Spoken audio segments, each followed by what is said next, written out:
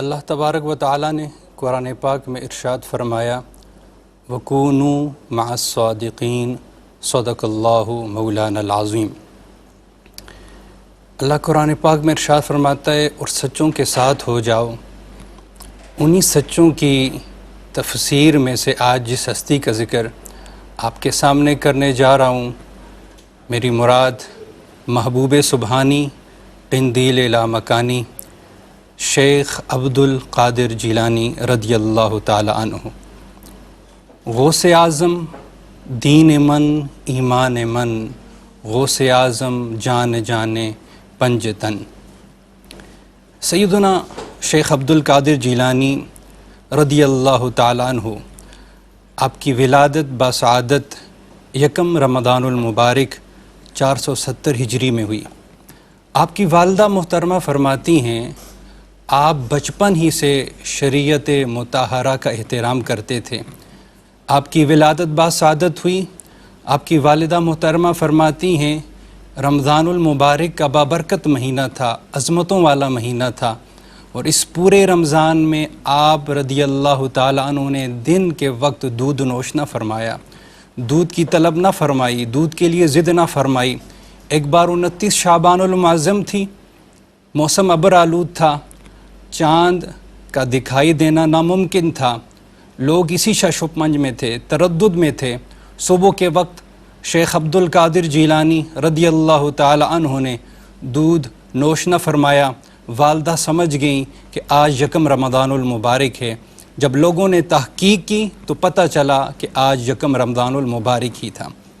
سیدنا شیخ عبد القادر جیلانی رضی اللہ تعالی عنہ، آپ 40 سال تک عشاء کی وضو سے فجر کی نماز ادا فرماتے رہے۔ آپ نے 15 سال عشاء کے بعد پورا قرآن کریم ختم فرماتے تھے، اور آپ 25 سال تک جنگلوں بیابانوں میں رہے۔ جنگلوں بیابانوں میں چلے جاتے، وہاں جا کر وقت گزارتے۔ جنگلوں اور بیابانوں میں کیوں جاتے؟ کیا کرنے جاتے؟ لوگوں سے دور، دنیا کو چھوڑ کر، دنیا والوں سے الگ ایسی جگہ پر چلے جاتے جہاں انہیں خدا کے علاوہ کوئی اور دیکھ نہ سکتا تھا۔ وجہ کیا تھی؟ مقصد کیا تھا؟ مدعا کیا تھا؟ کہ آپ اپنا رابطہ اللہ کے ساتھ مضبوط کرنے جاتے، نفس کشی کرتے، محنت کرتے، مجاہدہ کرتے، اپنے نفس پر بوجھ ڈالتے، نفس کو مارتے تاکہ رب تک رسائی ممکن ہو سکے۔ شیخ عبد القادر جیلانی جنگلوں میں چلے جاتے، اور کئی دن تک آپ بھوکے اور پیاسے رہتے، کچھ کھاتے پیتے نہ، آپ کی حالت غیر ہو جاتی۔ تو شیخ عبد القادر جیلانی اسی طرح ایک مرتبہ جنگل میں گئے اور کئی دن کچھ کھائے پیے بغیر گزار لیا، تو آپ کی حالت غیر ہونے لگ گئی۔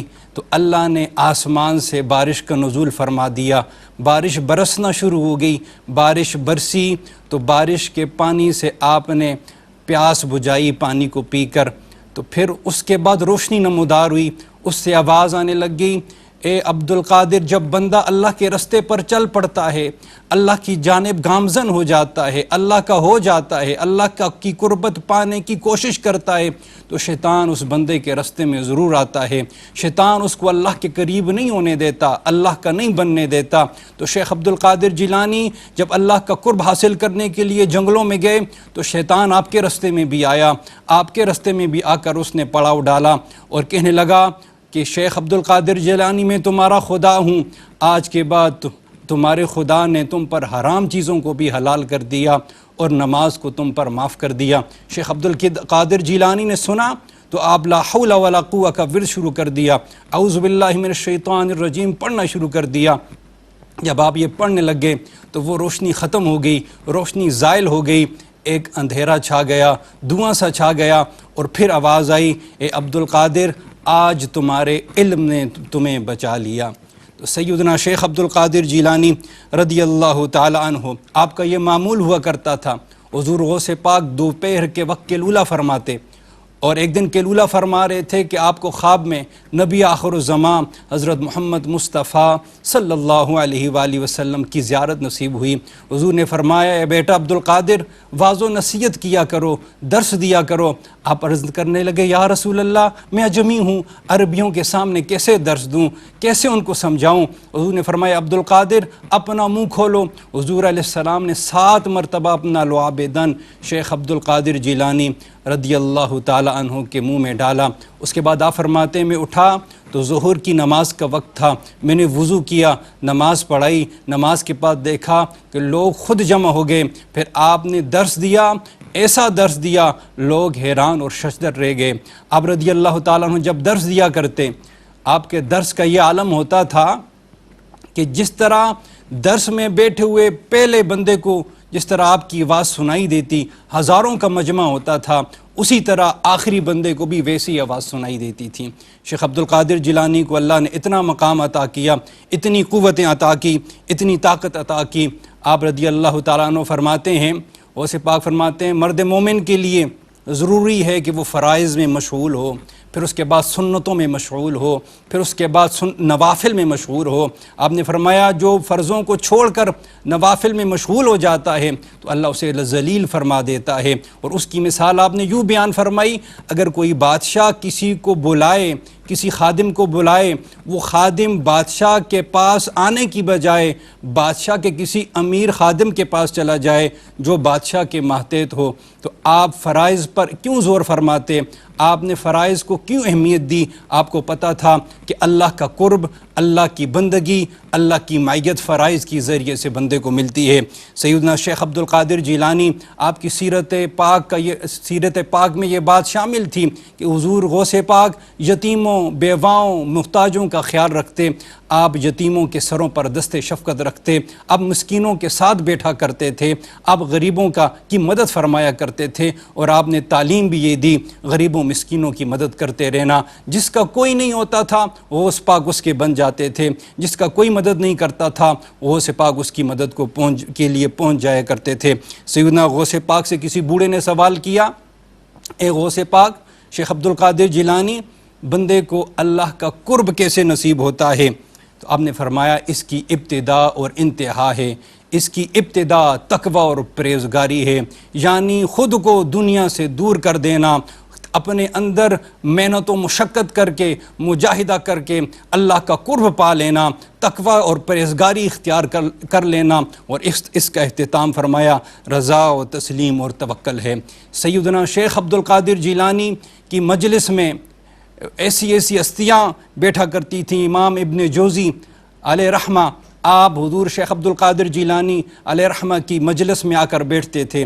شیخ عبد القادر جیلانی قرآن پاک کی تفسیر بیان فرماتے، ایک مرتبہ ابن جوزی علیہ رحمہ بیٹھے، آپ کا شاگرد بھی آپ کے ساتھ ہے، حضور غوث پاک نے قرآن پاک کی ایک آیت تلاوت کی اور اس کی تفسیر بیان کرنا شروع کر دی۔ جب تفسیر بیان کرنا شروع کی تو شاگرد ابن جوزی علیہ رحمہ سے فرمانے لگا کہ استاد صاحب اس کے بارے میں کیا کہتے ہیں؟ آپ فرمانے لگے یہ تو مجھے آتی ہے۔ پھر حضور غوث پاک نے دوسری تفسیر بیان کی، پھر تیسری بیان کی، یہاں تک کہ 11 تفسیر آپ ایک آیت کی بیان کر چکے۔ تو ہر بار شاگرد پوچھتا ہے ابن جوزی سے، ابن جوزی فرماتے یہ ساری مجھے آتی ہیں۔ جب 11 کے بعد 12ویں تفسیر آئی تو امام ابن جوزی بھی حیران رہ گئے، امام ابن جوزی بھی تفسیر کو غور سے سننے لگ گئے۔ پھر شاگرد نے پوچھا استاد صاحب اس کے بارے میں کیا کہتے ہیں؟ امام ابن جوزی نے فرمایا خاموش ہو جاؤ، مجھے تفسیر سننے دو غوث پاک کی۔ یہاں تک کہ غوث پاک نے ایک آیت کی 40 تفسیریں بیان کر دیں، اور امام ابن جوزی فرماتے ہیں پہلی 11 تو میری سمجھ میں آئیں، پھر جب 11 سے بات اوپر گئی تو مجھے بھی سمجھ نہیں آ رہی تھی۔ پھر حضور غوث پاک نے فرمایا اب کال سے حال کی طرف آتے ہیں، بس اتنا فرمایا۔ امام ابن جوزی فرماتے ہیں مجھے نہیں پتہ چلا میرا جبہ کیسے پھٹا، میری دستار کیسے نیچے گری، میری سر سے چادر کیسے سرکی، مجھے کچھ نہیں سمجھ آئی۔ میں حضور غوث پاک کے قدموں میں گر پڑا، میں عرض کی حضور بس آج کے لیے اتنا کافی ہے، اب اس سے سے آگے بڑھیں گے تو کلیجہ پھٹ جائے گا، کچھ اختیار میں نہ رہے گا۔ تو سامعین زی وقار، غوث پاک اس ہستی کا نام ہے، اس شخصیت کا نام ہے جو بندوں کو اللہ کے قریب کرنے کے لیے آئیں۔ حضور پاک صلی اللہ علیہ وسلم نے فرمایا، حدیث قدسی مجھے یاد آ رہی ہے، حضور علیہ السلام نے فرمایا، اللہ فرماتا ہے کہ بندہ فرائض کے ذریعے سے اللہ کی قربت میں آتا ہے، پھر نوافل کے ذریعے سے اللہ کی قربت میں آتا ہے، پھر یہاں تک اسے مقام جمع بین القربین کا مل جاتا ہے، پھر نہ ظاہر اس بندے کا اپنا رہتا ہے، نہ باطن اس کا اپنا رہتا ہے، نہ ارادہ اس کا اپنا رہتا ہے، پھر جسم اس کا مردہ کی مانند ہوتا ہے، اس میں امر خدا کا چل رہا ہوتا ہے۔ یہ شان حضور سیدنا غوث پاک کی۔ دیکھنے میں آنکھیں حضور غوث پاک کی ہوتی ہیں، لیکن اس میں نور خدا کا جلوہ فروز ہوتا ہے۔ دیکھنے میں کان حضور غوث پاک کے ہوتے ہیں، لیکن اس میں نور خدا کا جلوہ فروز ہوتا ہے۔ دیکھنے میں ہاتھ حضور غوث پاک کے ہوتے ہیں، لیکن ان میں طاقت خدا کی آ جاتی ہے۔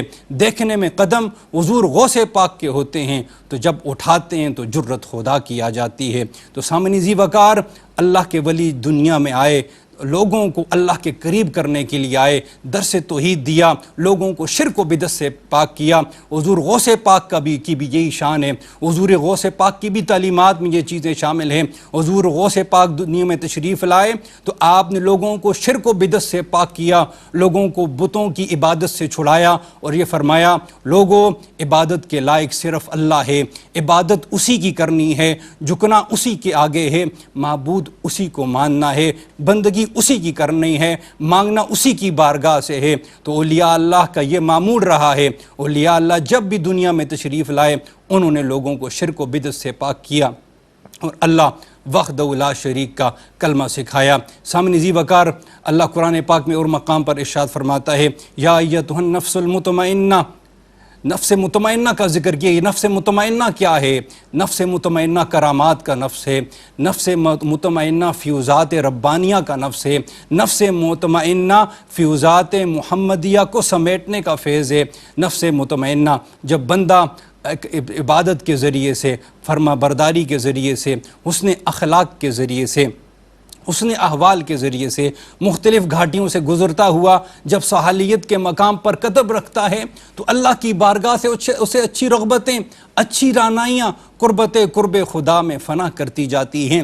کبھی وہ بندہ فی اللہ کے مقام پر نظر آتا ہے، کبھی وہی بندہ باللہ کے مقام پر نظر آتا ہے، کبھی وہ بندہ الی اللہ کے مقام پر نظر آتا ہے، کبھی وہ بندہ مع اللہ کے مقام پر نظر آتا ہے۔ پھر ایک مقام ایسا ہوتا ہے جہاں سارے مقامات جمع ہو جاتے ہیں۔ پھر جب ان سارے مقامات کو جمع کیا جائے تو سیدنا غوث پاک شیخ عبد القادر جیلانی کی ہستی نظر آتی ہے۔ سامعین ذی وقار، شیخ عبد القادر جیلانی رحمۃ اللہ تعالیٰ علیہ اللہ کے مقرب بندوں میں آپ کا شمار ہوتا ہے۔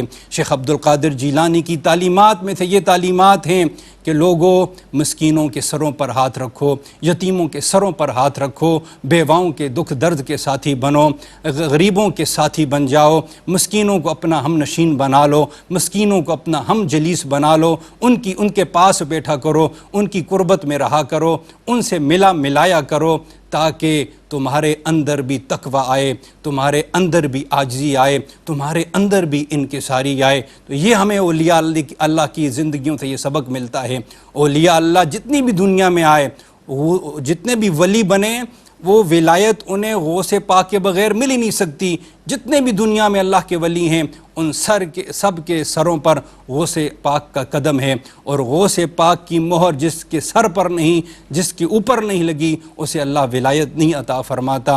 سارے ولی آپ کے مرید ہیں، آپ ولیوں کے شہنشاہ ہیں، ولیوں کے بادشاہ ہیں، ولیوں کے سلطان ہیں۔ شیخ عبد القادر جیلانی رحمۃ اللہ تعالی علیہ، شیخ عبد القادر جیلانی کی ساری زندگی تقوی پر گزری، ساری زندگی اللہ کی عبدیت میں گزری، بندگی میں گزری، فنائیت میں گزری۔ آپ لوگوں کو اللہ کے قریب کرتے چلے گئے، لوگوں کو اللہ وحدہ لا شریک سے ملنا سکھایا، اور لوگوں کے دلوں میں عشق مصطفیٰ کی شمع کو روشن کیا۔ شیخ عبد القادر جیلانی رحمۃ اللہ تعالی علیہ، اللہ نے ایسی خاصیات آپ کو عطا فرمائیں، آپ کے چہرے پر اگر کوئی ایک بار نظر فرما دیتا، نظر ڈال دیتا، تو وہ آپ کا دیوانہ بن جاتا تھا، وہ آپ کا مرید بن جاتا، وہ آپ کی بیعت کیے بغیر نہ رہتا۔ غوث پاک اس ہستی کا نام ہے، جب آپ کہیں جلوہ افروز ہوتے تو لوگوں میں آپ کی ہیبت ہوتی، لوگ آپ کی اتنی ہیبت ہوتی کہ لوگ آپ کے چہرے کو دیکھ کر سمجھ جاتے یہ کوئی اللہ کا ولی بیٹھا ہے، کوئی برگزیدہ بندہ بیٹھا ہے جس کو اللہ نے مقام ولایت عطا فرمایا ہے۔ شیخ عبد القادر جیلانی رحمۃ اللہ تعالی علیہ اپنی زندگی میں لوگوں کو یہ فرما کر چلے گئے، یہ درس دے کر چلے گئے، لوگوں اگر تم بھی اللہ کے قریب ہونا چاہتے ہو، اللہ کا بننا چاہتے ہو، اللہ کا ہونا چاہتے ہو، اللہ کی قربت چاہتے ہو، اللہ کے قریب ہونا چاہتے ہو، تو تمہیں چاہیے کہ تم رسول اللہ صلی اللہ علیہ وآلہ وسلم کی سنتوں کے مطابق اپنی زندگیاں گزارنا شروع کر دو۔ جب تم حضور کی سنتوں کو اپنا لوگے، حضور کی سیرت کو اپنا لوگے، حضور کی تعلیمات کو اپنا لوگے، حضور کی سنتوں کے مطابق تمہارا اوڑھنا بچھونا ہو جائے گا، اور جب تم اپنے آپ کو حضور کی سیرت میں ڈھال لوگے، پھر تمہیں ادھر ادھر جانے کی ضرورت نہیں، تمہیں کچھ اور کرنے کی ضرورت نہیں، پھر کسی محنت اور مشقت کی ضرورت نہیں۔ پہلے تم کہتے تھے میں اللہ سے محبت کرتا ہوں، میں اللہ سے پیار کرتا ہوں، میں اللہ سے عشق کرتا ہوں، جب تم حضور کی سنتوں کو اپنی زندگی کا اوڑھنا بچھونا بنا دو گے، پھر تمہیں کچھ کرنے کی ضرورت نہیں پڑے گی۔ پھر ایک وقت ایسا آئے گا اللہ فرمائے گا اے بندے میں تم سے محبت کرتا ہوں۔ تو غوث پاک اس ہستی کا نام ہے کہ جنہوں نے اپنی زندگی سنت رسول صلی اللہ علیہ وآلہ وسلم کے مطابق گزاری۔ آپ کی زندگی گزری حضور کی سنتوں پر عمل کرتے ہوئے گزری، آپ کی زندگی گزری تو حضور کو کی سیرت کو اپناتے ہوئے گزری، آپ کی زندگی گزری اللہ کی وحدانیت کے پرچار میں گزری، آپ کی زندگی گزری لوگوں کو شرک و بدعات سے پاک کرتے ہوئے گزری، آپ کی زندگی گزری غریبوں محتاجوں مسکینوں کی مدد کرنے میں گزری، آپ کی زندگی گزری تو اللہ کی وحدانیت میں گزری۔ آپ نے لوگوں کو اللہ وحدہ لا شریک سے ملایا، اور آپ کی یہی تعلیمات ہیں، لوگوں اللہ کے قریب ہو جاؤ، اللہ کے بن جاؤ، اپنی زندگیوں میں اپنے دلوں میں اللہ کا ڈر اور خوف پیدا کر لو، اور جس کے دل میں اللہ کا ڈر اور خوف آ جاتا ہے پھر اسے کسی اور سے ڈرنے کی ضرورت نہیں پڑتی، پھر اس کے دل سے دنیا والوں کی محبت نکل جاتی ہے، دنیا والوں کا ڈر نکل جاتا ہے، دنیا والوں کا خوف نکل جاتا ہے، پھر اس کی زندگی میں پھر اس کے دل میں اللہ کی محبت آ جاتی ہے، اور جس کے دل میں اللہ کی محبت اللہ کا ڈر آ جائے پھر اسے کسی اور محبت کی ضرورت نہیں رہتی، پھر دنیا والوں کی محبت الگ، دنیا والوں کی محبت اپنی جگہ پر، بس وہ اللہ کا محب بن جاتا ہے، پھر اللہ اس سے پیار کرنے لگ جاتا ہے، اللہ اس کو اپنا پیارا بنا لیتا ہے، اللہ اس کو اپنا محبوب بنا لیتا ہے۔ تو غوث پاک رضی اللہ تعالی عنہ کی یہی تعلیمات ہیں۔ غوث پاک ہمیں یہی سکھا کر گئے کہ خلق خدا سے پیار کرو، امت مصطفیٰ سے پیار کرو، امت مصطفیٰ کا خیال رکھو، امت مصطفیٰ کے دکھ درد کے ساتھی بن جاؤ، حضور کی امت سے پیار کرنے والے بن جاؤ، اور حضور کی امت کا غم اپنے سینوں میں بسانے والے بن جاؤ۔ یہی ان کی تعلیمات ہیں، یہی آپ کی تعلیمات اور سیرت ہے۔ سامعین عزیز وقار، آج ہمیں بھی ضرورت ہے ہم بھی حضور غوث پاک رضی اللہ تعالیٰ عنہ کی زندگی کو سامنے رکھ کر اپنی زندگی کا گزاریں کہ کس طرح حضور غوث پاک رضی اللہ تعالیٰ عنہ اپنی زندگی کے معمولات ادا فرماتے تھے۔ حضور غوث پاک کی زندگی کے سامنے رکھ کر اگر زندگی گزارنا شروع کر دی، اللہ ہماری زندگیوں میں برکت عطا فرما دے گا، اللہ ہمارے عمل میں بھی برکت عطا فرما دے گا۔ اللہ مجھے اور آپ کو سیدنا غوث پاک رضی اللہ تعالی عنہ کا ظاہری اور باطنی فیض نصیب فرمائے، اور اسی فیض کے صدقے اللہ ہمارے کاموں میں برکتیں عطا فرمائے۔ آمین۔ وما علینا الا البلاغ المبین۔